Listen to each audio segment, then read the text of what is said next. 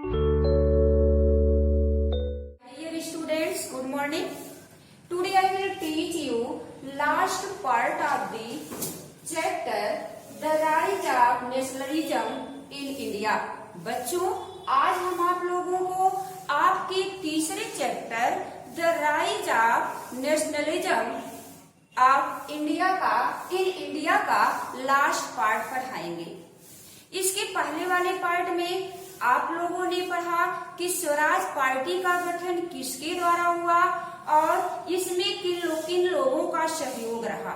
इसके बाद आप लोगों ने पढ़ा सिविल डिसोबीडियंस मूवमेंट के बारे में कि इसमें लोगों का किस प्रकार से सपोर्ट रहा, यानी इसको जारी करने के लिए, इसको चालू रखने के लिए। और आज के इस पार्ट में हम आप लोगों को बताएंगे कि जो सिविल डिसोबीडियंस जो मूवमेंट शुरू हुआ उसमें किन किन लोगों ने भाग लिया। बच्चों, इसमें जिन लोगों ने भाग लिया उसमें सबसे पहले थे इन द कंट्री साइड, यानी ग्रामीण रूरल एरियाज में लोगों ने किस प्रकार से इसमें सिविल डिसोबीडियंस मूवमेंट में कोऑपरेट किया। इसमें जो किसान थे इन द कंट्री साइड में जो रिच पीजेंट्स थे उन लोगों ने पूरी तरह से सिविल डिसोबीडियंस मूवमेंट में सहयोग किया, क्योंकि वो लोग कॉमर्शियल क्रॉप्स प्रोड्यूस करते थे और जो ब्रिटिश थे उनके कॉमर्शियल क्रॉप्स का उचित प्राइस नहीं देते थे और इसीलिए उन लोगों ने पूरी तरह से इस आंदोलन में भाग लिया।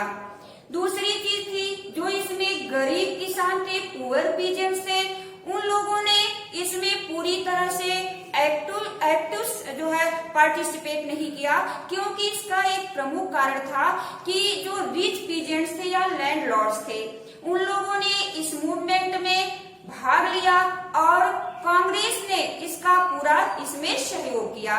लेकिन अगर जो पुअर पीजेंट थे वह लैंडलॉर्ड से या रिच पीजेंट से खेत लेते ने जमीन लेते थे और उसी पर कृषि कार्य करते थे और उसके बदले में उनको रेंट देना पड़ता था।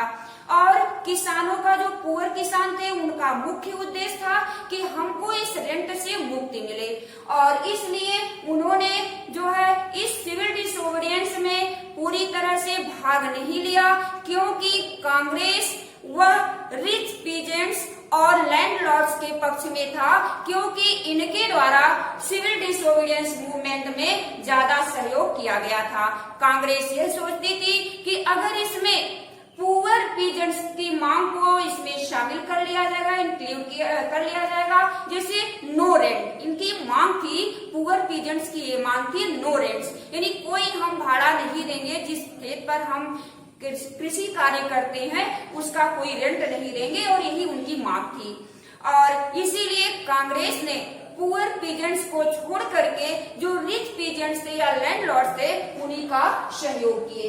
इसके बाद जो दूसरे लोगों ने इसमें पार्टिसिपेट किया, बिजनेस क्लासेस, यानी जो उद्योगपति थे, इंडस्ट्रिस्ट थे या और जो छोटे मोटे क्राफ्ट्समैन थे, उन लोगों ने भी सिविल डिसोबीडियंस मूवमेंट में पार्टिसिपेट किया, क्योंकि उनके द्वारा जो बनाए गए सामान थे फर्स्ट वर्ल्ड वॉर के दौरान वह बहुत ज्यादा बिके और उससे प्रॉफिट मिली। लेकिन बाद में जो ब्रिटिश थे इनके द्वारा बनाए गए सामानों को कम मूल्य पर खरीदते थे या और जो अंग्रेज थे अपने देश से यानी इंग्लैंड से, ब्रिटेन से सामान मंगाते थे और उसे जो है भारत के मार्केट में कम दाम पर बेचते थे और इस कारण से जो ये उद्योगपति थे पूरी तरह से सिविल डिसोबीडियंस मूवमेंट में भाग लिए।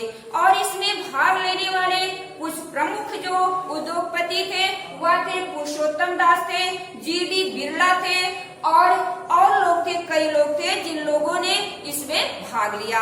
और रही बात इसमें वर्कर क्लास की, जो इंडस्ट्रियल वर्किंग क्लास था, यानी इन उद्योगों में काम करने वाले जो वर्कर थे उन लोगों ने इसमें भाग नहीं लिया सिविल डिसोबीडियंस मूवमेंट में, क्योंकि उनकी बात को नजरअंदाज कर दिया जाता था। केवल जो नागपुर के कुछ ऐसे जो वर्कर थे वही लोग इसमें भाग लिए थे। और इसके बाद जो पार्टिसिपेशन ऑफ वुमेन, यानी जब साल्ट मूवमेंट शुरू किया गया, यानी दांडी मार्च शुरू किया गया, तो उस मूवमेंट में महिलाओं का विशेष योगदान रहा, यानी महिलाओं ने उसमें पार्टिसिपेट किया। और इस तरह से महिलाओं के द्वारा भी जो है सिविल डिसोबीडियंस मूवमेंट में पार्टिसिपेशन किया गया। लेकिन गांधी जी का ये विचार था कि महिलाएं घर पर रह करके अपनी गृहस्थी को संभालें, क्योंकि एक घर को सजाने में संवारने में महिलाओं का पूरा योगदान होता है। बच्चों, आज ये लेसन आपका यही समाप्त होगा, लेकिन इस लेसन को समाप्त करने से पहले एक चीज हम आप लोगों को होमवर्क में मैथ वर्क देंगे। मैथ वर्क में 5 क्वेश्चन दिए, 5 क्वेश्चन दिए हैं। इन 5 क्वेश्चन के आंसर को आप लोग ढूंढोगे, उसके बारे में आप लोगों को बता दिए हैं। पहला क्वेश्चन है place where Jallianwala Bagh incident happened, यानी वह स्थान, यानी इंडिया के मैप में आप दिखाओगे वह स्थान जहां पे जलियांवाला बाग हत्याकांड घटित हुआ था।